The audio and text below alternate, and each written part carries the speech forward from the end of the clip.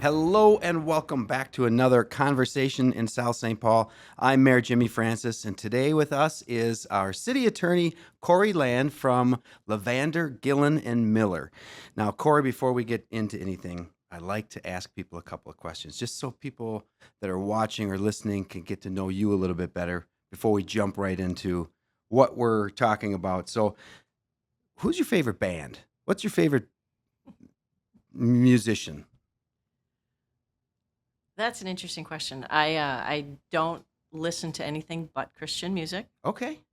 so just because it fills my head with positive uh, m- noises. I'd rather have positive noises in my world.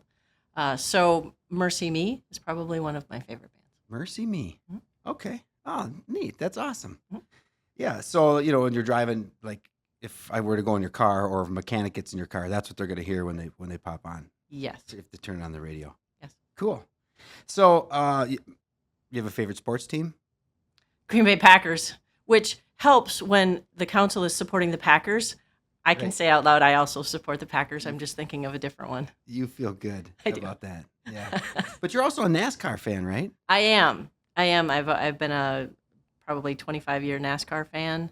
My drivers are all retiring, so it's hard to find a new one to glom onto. Kyle Larson, who just won the championship, is probably one of my favorites right now. So when you say your drivers, these are ones that you watch, you think they're going to be the next up. They're winning races. Right. Yeah. Cheer Okay. for. You gotta root for somebody. Yeah. Yeah, that's Mhm. cool. So that's where we could find you. Is that's a happy place of yours is NASCAR, It is NASCAR or watching a Packer game. watching the Packer game. That's Yeah. great because that was maybe my next question is always what do you like to do in your free time when you got nothing else, no one's in charge, you get to pick what you want to do. What's Corey Land doing? It depends on the season. If it is this time of year, I'm probably in a deer stand. So I bow hunt and I gun hunt, and so this is kind of the sweet spot for that right now. In When it gets to be more in the winter, I'm snowmobiling if I can, if there's enough snow, and our um, and we can get to the property. I'm snowmobiling. In the spring, I like to plant a garden. I'm not great at it. I'm not great at any of these things, but I do like them. I enjoy them very much. Yeah. And in the summertime, if I can just get outside and be in the woods and go for a walk, that's what I'll do, just to try to find some quiet. Notice all those things are very solitary, Yeah. and my regular work world is so full of people Yep. and conversations that sometimes I need to just get away. Right. Yeah, those are all great. I didn't know that about you about bow hunting. That Mhm. is awesome. Yeah, well, we have a lot in common, and for what you just described as your happy places too. So you talk about we call peopling when we're over peopling. Mhm. When I'm all done, I'm done peopling, going to those things. But um, what Corey Land didn't grow up saying, "I want to be a city attorney." What tell us how you got to being, or what brought you to today's job of being a city attorney for many cities. Yeah, so city attorney is a niche I didn't know existed. I knew early on, probably starting in junior high, that I wanted to be an attorney. I don't have any in my family, but I was very argumentative, and I felt like I was winning most of the arguments because I'm always right. Okay. Just ask me, I'll tell you. So I think it was about ninth grade, one of my English teachers said, "You really should go to law school." And that planted the seed right there. So I knew, all right, well, that's a goal. Yeah. And so I went to college with a undergraduate degree in English, just so I could learn how to write better and be just more well versed in just persuading people and being a good communicator. And then went to law school. Came out of law school thinking I wanted to be, a prosecutor, because I wanted to wear the white hat and come in on the white knight shining horse and put people in jail that had done bad things.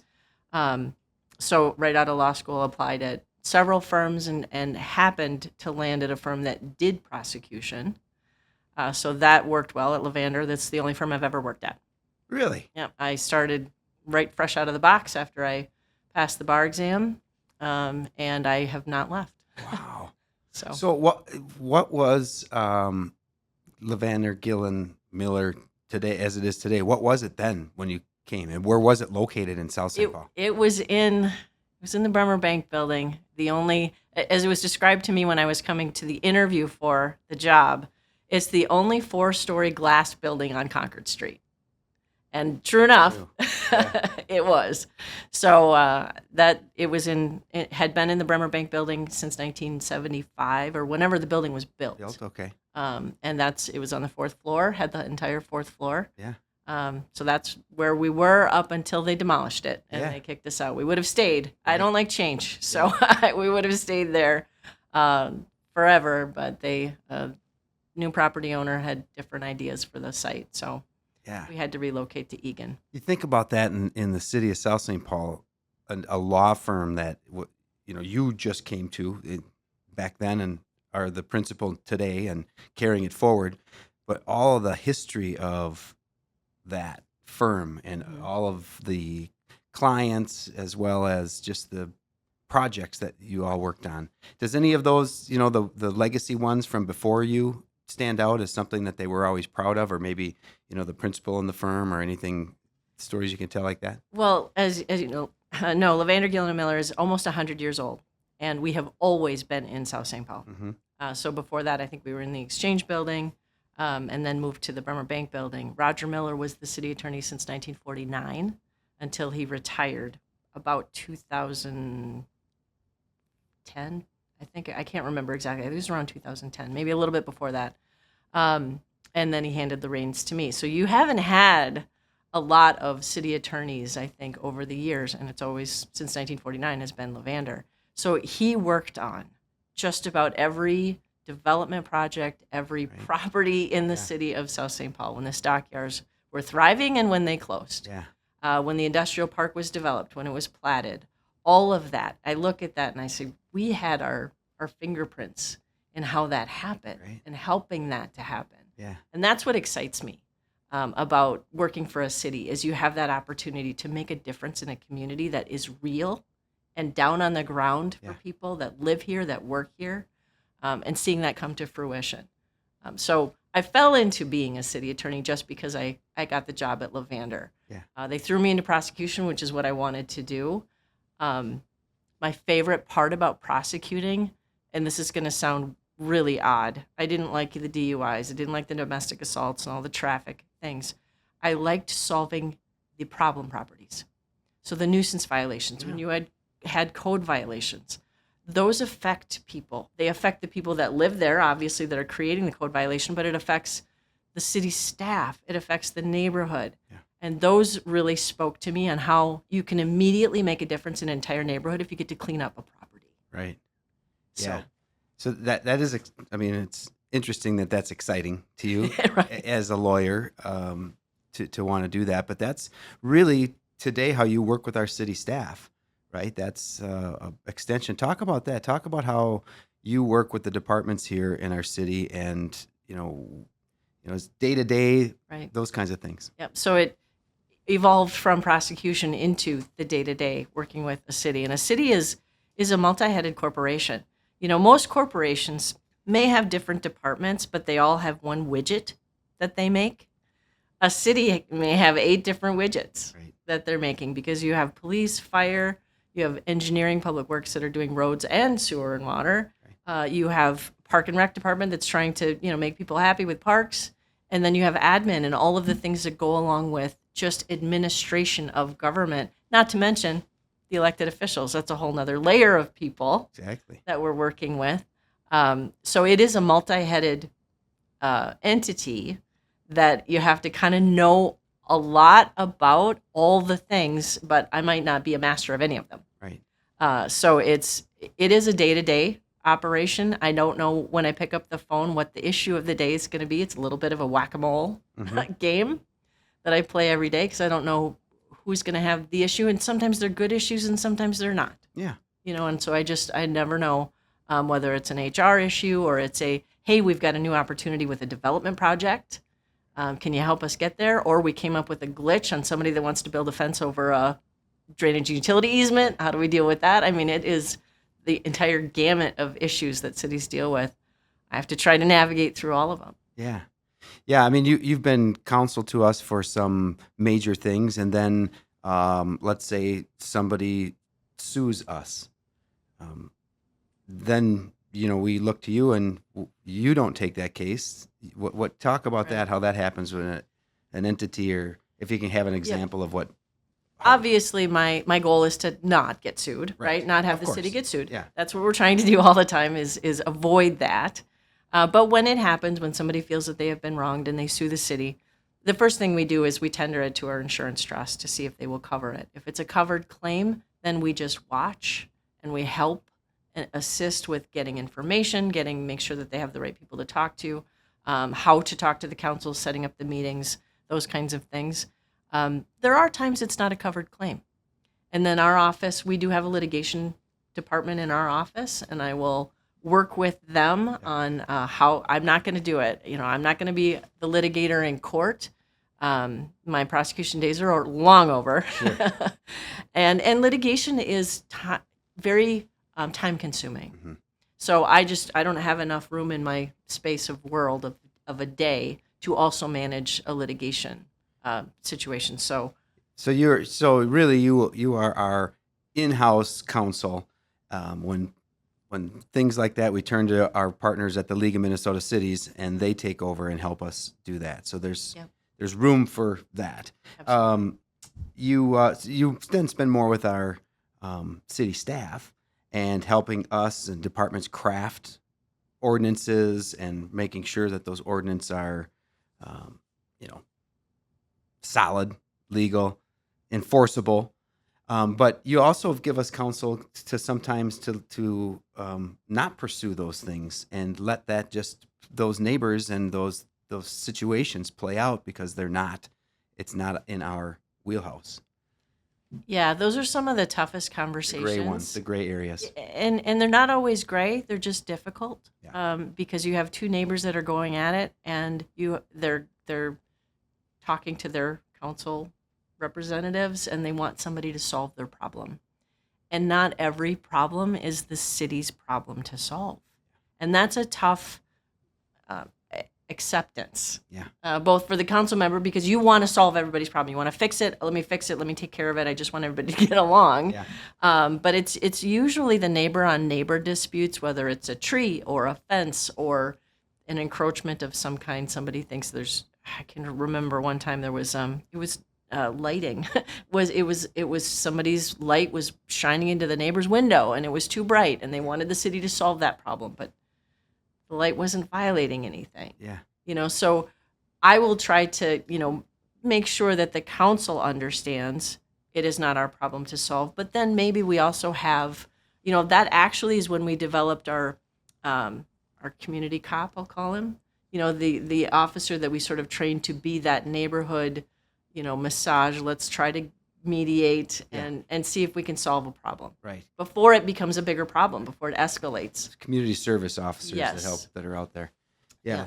So we're having a conversation in South St. Paul and talking to Kori Land from LeVander, Gillen and Miller, our legal department. You talked about it a little bit before, just mentioned the fact you have all of these things with all of these departments, but then you have the council to deal with, right? And so you're the one that we see every week sitting at the dais, ready to answer the questions and be there for our meetings.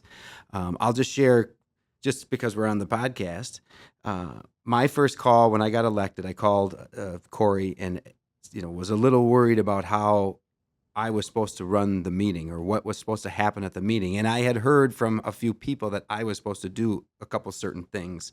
And I had explained that. And you, with a very good cadence, paused and you told me, you said, "Jimmy, your only job is to run a good meeting. That is your only job. Don't worry about agendas. Don't worry about speeches. Don't worry about anything. But running a good meeting from start to finish, follow that agenda, what's on the agenda, letting people talk, that's your job."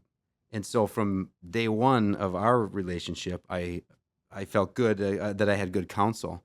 But in reality, our role is really different in our city than it is in other cities. And we rely on you and staff to do a lot of that legwork to pull that forward for us to be able to make decisions, make policy, and support the policy that's there.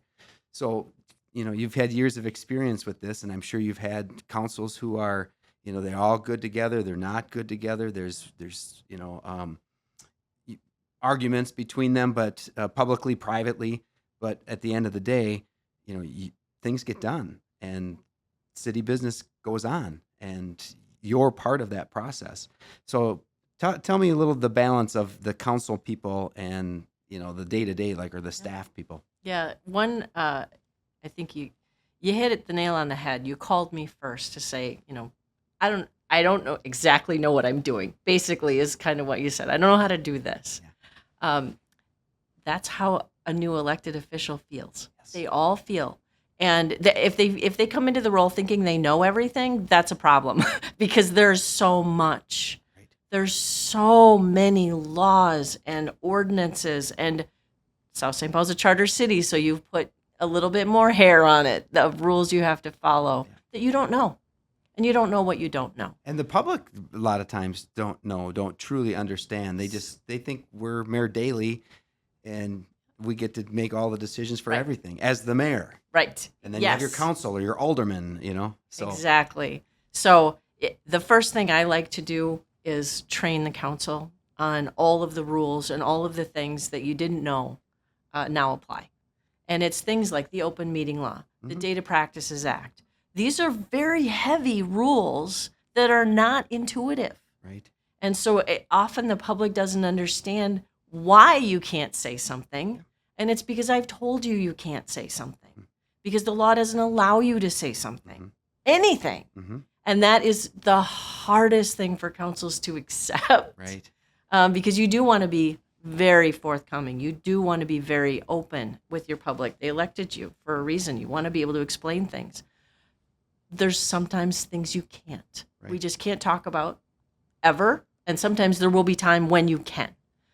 So I'd like to try to, if the councils will allow, to train them on all of the rules and all of the things that they have to navigate now. Conflicts of interest. That's real. And I really try to caution every new council member, if you have an inkling, if this feels just a tiny bit icky, then let's talk about it. Yeah. Let's talk about it before it comes to the table so it's not an issue. Yeah. Stay away from the edge. Yes, right. We've had those conversations. I know other council members have, and they've also wanted to recuse themselves for something, and your council says, you've got nothing to recuse yourself for. You're going way down an aisle that isn't necessary and isn't obligated by us. So your help with us has been invaluable. It comes into that relationship management too, I think, that really, again, whether that's relationship with the public, managing that expectation, that their need to have this information or their questions answered. Right. Ours as electeds, city staff members who think they have the right thing for the department to do this thing, and then it turns out they actually know it's not. And so it's a very interesting job you have. It really as a city is. Attorney. It is. It's challenging because like I said, I never know what is going to be on the other end of the phone call. And it can be great. It can be, oh, I didn't see that coming, kind of conversations. So it's a constant gymnastics, mental gymnastics that I'm doing. Right. And sometimes they happen at the dais, right? So the council is trying to get through a very, very difficult issue. And I have to be completely attuned to every word that's said because I never know when someone's going to turn their head at me and say, Miss Land, what do we do? Right. And so I have to be paying attention all the time. Right. And sometimes the answer might be, this is a new one. I don't know. Let's just think about it. And if it doesn't have to be made right now, let's not make the decision right now. Right. Yeah. But I usually try to give you, the solution that you're looking for, or at least to the tools to navigate through it. Yeah.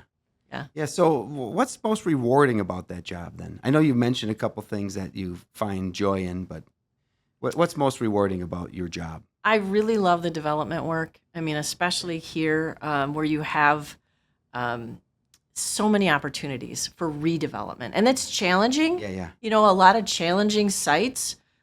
Yeah. I found just about everything's contaminated in one way, shape, or form.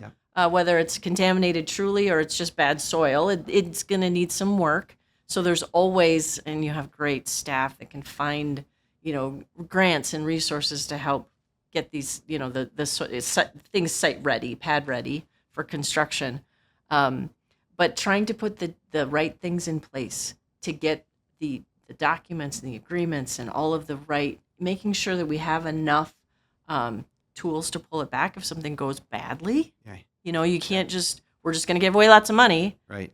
We need to be able to hold true to the fiscal responsibility that you have as a city to do things appropriate, but, to encourage economic development, but at the same time have the control that if somebody screws it up, you get to, take it back or figure out how to recover as much as you can out of a project. So it's there's a lot of challenging things in South St. Paul that I find I'm not great at math, but I kind of look at it as a big giant math problem, trying to put all the pieces together and helping staff get there and then seeing it built. I was told there would be no math. Me too. I think probably one of my most rewarding projects is the yards and the backyards because that was so painful. Yeah, let's go down that rabbit hole. You brought it up. That's a good one because the infrastructure was done. That area was done in the early 70s. Made that parking ramp. That was the Skyway. Skyway, yeah. So we had a bank building, an old building that was retrofitted from the front for many years. Yeah. A couple buildings tore down next to that, with then a city improved parking ramp. Yes. Or structure, I guess it was, which then meant for many years just held snow and maybe a few street dances. Right. But, modern day, someone wants to come in there. They have a vision to do what's there today, which is 2 apartment buildings. Fantastic apartment buildings. But you're on the front end of that. You've seen all that. You've seen the abstracts. Yes. Yeah. Talk about that. So that project was so challenging because it was so many different lots, first of all. It's not like it was just a parking ramp lot. Right. It had never been platted. And so it was all these tiny, it had been platted 100 years ago, but it was these tiny little lots or portions of them. And there were vacations of streets in them, or sometimes there were streets that had not been vacated in them. And then we discovered that actually the HUD had a encumbrance on them accidentally because they were supposed to just encumber the city's high rises, the two. I forget which one is adjacent to it. The John Carroll building, but they creeped into our lots. And trying to convince the government that they overstepped on a different lot that took a year and a half to get them to release that. Yeah. So, that's just one aspect of the title part of it. And then not vacating streets and trying to create the financing for this wonderful developer that wanted to do these great projects. Ryan Garcia was amazing in that role. He was just the perfect fit at the right time to put that together, and he had the right personality to keep all the parties at the table because so many times developers will get too frustrated and walk away. Right. It's just too hard. Yeah. And he kept them there. Yeah. And then we just kept trying to, pivot every time we ran into a new hurdle. We're going to get over it. Yeah. And so it was unbelievably satisfying to see that finally finish. Yeah. And then to watch the construction. And I know that the city put up a camera. I forget, it was probably the IT director, but somebody said, let's just put up a camera and watch the demolition and watch the construction. I used to check that camera at least once a week just to see what was going on. Yeah. I asked for, should we do a time lapse? Can we do a time lapse? And Ian said, well, let's just put a camera up there and run on the YouTube channel and anybody can check in. Yeah, it was South great. St. Paul Cam, which, that's the fun stuff. Progress. We're making progress. Yes. You've seen the council members come and go. Mm-hmm. You've seen some that I'm sure you've, shed a tear when they retired, and some you were like, ooh, hey, good luck to you. But what would you say for anybody interested in public service? What kind of the things that they should, have in check, right? So, people think that it's a certain way, and we do a certain thing, and we get to, once I'm there, I get to do something, right? Or I'm in charge, or So what would you say to anybody that's, thinking about getting into municipal government? Yeah. Either it's in office or, again, maybe a job, but Yeah. I think, more about the elected. right. First of all, you're one of 7. So you don't make any decisions on your own. And the only time decisions can be made is when you're all in the room. Mm-hmm. So I think that's a key thing to recognize, is that you can't go out in public and say, I'll make that happen. I'll see what I can do. Mm-hmm. Because you're one of 7. Mm-hmm. You have an opinion about something, but so do 6 other people at the dais. So that is like challenge number 1, is that you have to realize you don't have 100% of the vote on anything. Right. And number 2 is the most successful elected officials I've seen truly have their community as a whole to protect, to provide, to do the right thing for, as opposed to I want to build a new sports dome. Mm-hmm. I want to fix this park. You're a one issue runner. Mm-hmm. That's going to be quick and you're done, because you don't care about anything else. Yeah. You have to have a more global sense of responsibility to your community.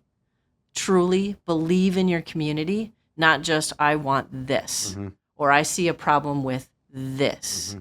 Can't be a one-stop shop. It needs to be a bigger goal.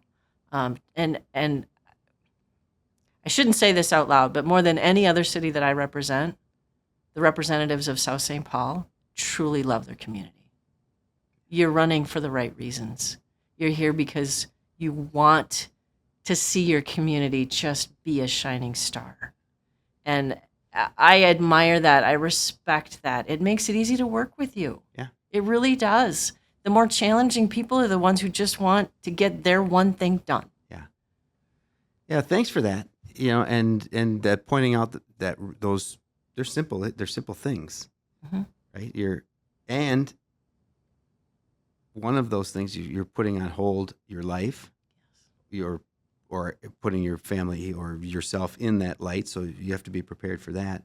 But also, you said it at the end there that it's about the community as a whole, not just the one issue.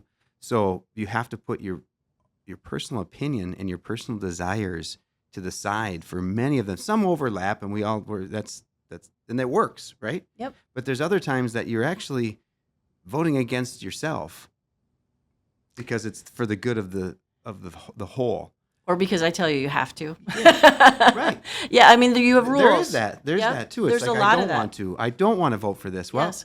you have to. Right. Or Right. you're subject us to something else. Right. I when I do train planning commissions and councils, again, on the rules that they have to follow, one thing I start with is, in my examples, I have, because I use a lot of stories. Mm-hmm. I hate pawn shops and I hate pylon signs. I just do. I just find them kind of icky and they're annoying. And but I have to put that aside if we allow them, Mm-hmm.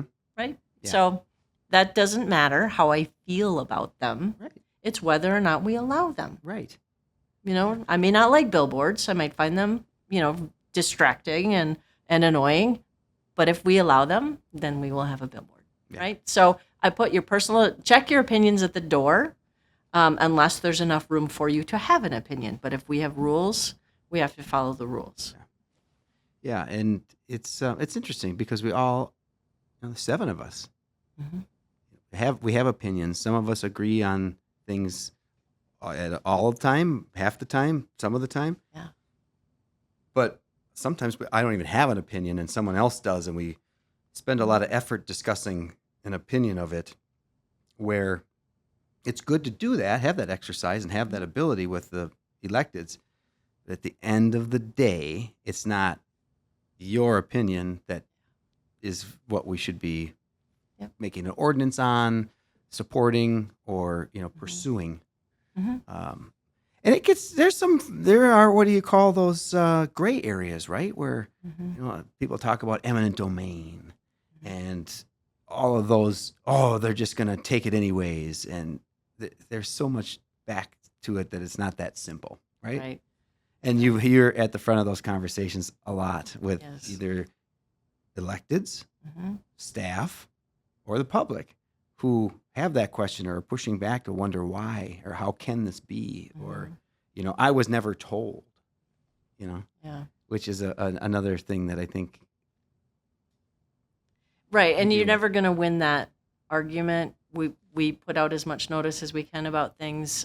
We can't tell all the people all the things because I can't reach everybody in the way that they receive communication. I mean, you can put things on the website, but not everybody's going to check the website. You can publish in the paper, but who reads the fine print? Right. We can post it at the library, but you don't go to the library. Yeah. So, I mean, there's only so many things we Mailers, can do. There's Yes. stuff that's done, but right. Whether but you're not necessarily going to reach all the people in their home. Yeah. All you can do is try. Yeah. And so back to electeds, you work with them in other cities. You work with them here, and flattering of you to talk about ours. But as you talk about encouraging people to do that and keep those things, would you? I mean, is it rewarding? Do you see the reward with electeds from your seat for people encouraging people to run for office? Do I think it's encouraged? Yeah. Am I encouraged and satisfied in what I do? Is that what you're asking? No, I'm asking if you would encourage people, public, to get into this realm. If they have the time. I think it is a disruption to your life. And that's something they may not be fully anticipating, thinking they can separate it from their personal life. You can't. I've seen it because I've been called by electeds on Saturdays saying, hey, this just happened. What do I do? So it will invade your personal life. And so your family needs to support it. And you need to have the time to devote to it. So my caution would be is even if you have the passion for your community, if you don't have the time, it'll eat you up. It'll eat you alive. And so it wouldn't be worth it until you're ready. When you do, I found, I was the city attorney for I was trying to remember 10 or 15 years. And then I stepped away for about 5 because my family was at that critical stage of the kids kind of needed mom around a little bit more, and me giving them 2 nights a week or 2 nights a month back at home was meaningful. So I was able to give that time back to them because that's the other thing is it's a lot of night meetings, which is your family time. So again, if your family's supportive of it and wants to kick you out of the house, great. But if they need you and you need to be there, then you need to really think about your priorities. Yeah, that's good counsel. Kori, you always give good counsel. I try. Yeah, I mean, your firm has always given good counsel to the city, and we've been good partners, ebbing and flowing throughout all of those years, It'd be fun to see if you have old documents and things, that the old South St. Paul projects, that to me, that history of that relationship is pretty cool, and I bet you there are documents way back there. Pretty sure my grandma's signature is on a couple of them, from when she was the city clerk. Probably. Back in the day. Not clerk, I'm sorry. She was the finance director.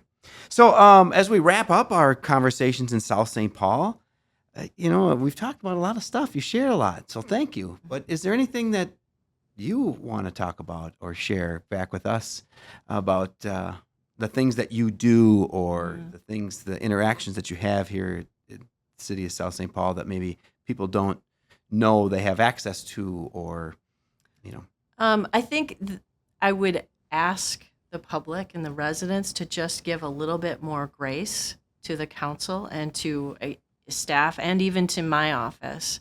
It sometimes feels like everybody is accusing the council of hiding information or not saying things, and they should be more transparent, right? That's a favorite word. We need to be more transparent. That there might be a reason why we can't fully disclose, or we need to redact, or we can't share information about things. My guess is there probably is, or you would be telling people. And so I would just like to, help the public understand there's a lot of rules. That we have to follow and navigate. And it's not just rules, it's state law that we didn't write. Right. If I could rewrite the open meeting law, I would. Right. I would make it a lot easier for you to talk to each other. But no, the council can't have a quorum present and talk about anything other than at a meeting, at a regular or special meeting that's posted and noticed. So you're not having conversations in the back room. And I wish I wish the public would maybe give a little bit more, understanding in that you are really trying to play within the rules, Yeah. and I'm trying to guide you through them, but it's not always easy and it doesn't always feel awesome. Right. You're right about that. And the desire of people to have it instantly, I like to say this isn't Columbo. You're right. These stuff doesn't get solved in 40 minutes, right? In an Right. episode. This is real life and things take time and people have their own personal rights. So us discussing it or us bringing it forward or uh, we've been there where somebody wanted me to watch something and to share some information and I said, no, I'm not. I'm one of seven. We're all watching it. Yeah. If I'm watching it, we're all watching it Exactly. because I don't want to do that, right? And I want to give you the grace to have to not do this in a public setting because if you make me do it, we all have to do it and it Right. has to be public, right? And so Yes. those times are when we do need the grace. Yeah. And I think that's a very good point for us to maybe end our conversation on because you have a tough job and it's multifaceted. There's many plates spinning, and you have to get it right. And sometimes if you don't get it right, you suffer, we suffer, the public suffers. So we've got a really good track record of keeping it right in that middle space where there's not too many big bumps or ebbs and flows where we're really putting us out there. And so that's your leadership and your support of our staff and helping them make the right call on the front end, Yeah. giving them the authority, the understanding of their roles and responsibilities so that stuff can get handled faster, Mhm. more diplomatic, and with that grace that you're talking about. So thanks. This is Kori Land. She's with us on Conversations in South St. Paul. Thank you so much. You're welcome. Thank you for having me.